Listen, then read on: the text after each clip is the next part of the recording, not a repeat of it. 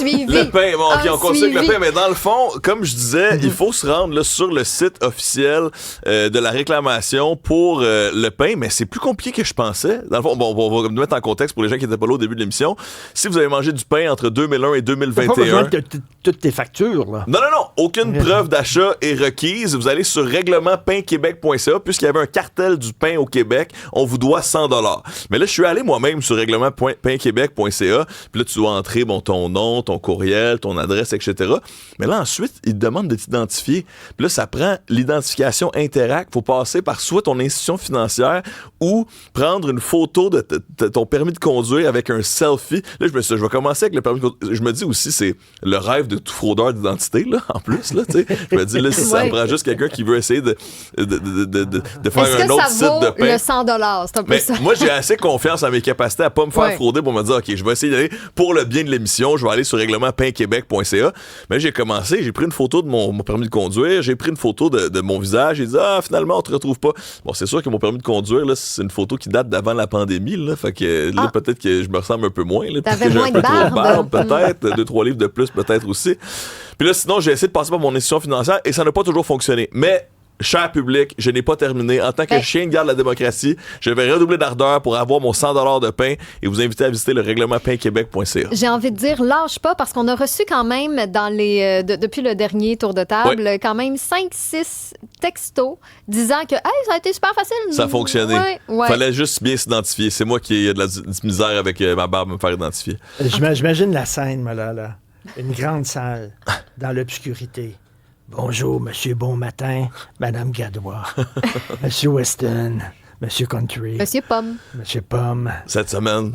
Je pense que vous êtes toutes réunis et on devrait s'occuper 5 et 65 ou 6 et 12 max ou s'il y a 12 grains, on ne pleut pas plus que 7, là, ça c'est sûr.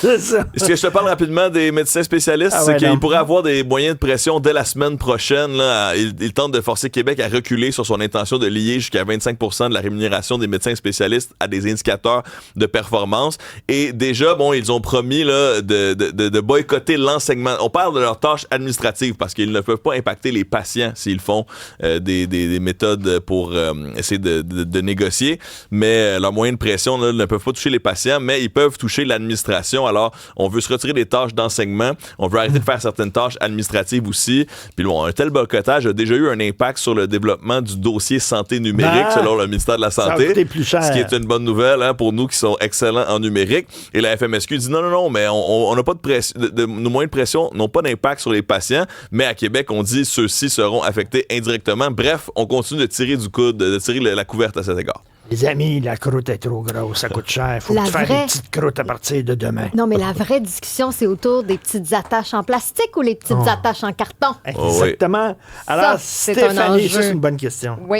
Je voulais vous parler, sûrement que vous vous souvenez là, de ce tableau, je devrais dire cette œuvre d'art de la banane qui était accrochée au mur. Avec un ruban gommé gris. Là. Et ça s'était vendu quand même 6,2 millions de dollars. C'est du blanchiment d'argent, ça je peux pas croire. Après cette histoire-là, on était venu quand même au constat que l'art peut être à peu près n'importe quoi, tu sais. Et je poursuis dans cette lignée-là parce qu'en Californie, il y a une exposition actuelle qui est réalisée à partir des restes de joints de cannabis de Snoop Dogg. Oh mon Dieu.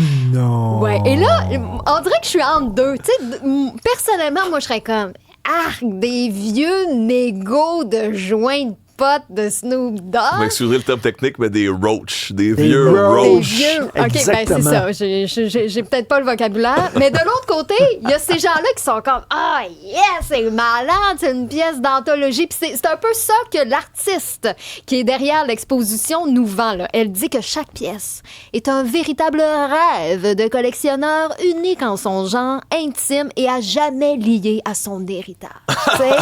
Parce que je pense pas qu'on peut dissocier Snoop Dogg quand même du cannabis. Là. On dirait que l'un ne va pas sans l'autre. On peut pas dissocier le cannabis de Snoop Dogg non plus. Non plus, là, tu sais, c'est comme...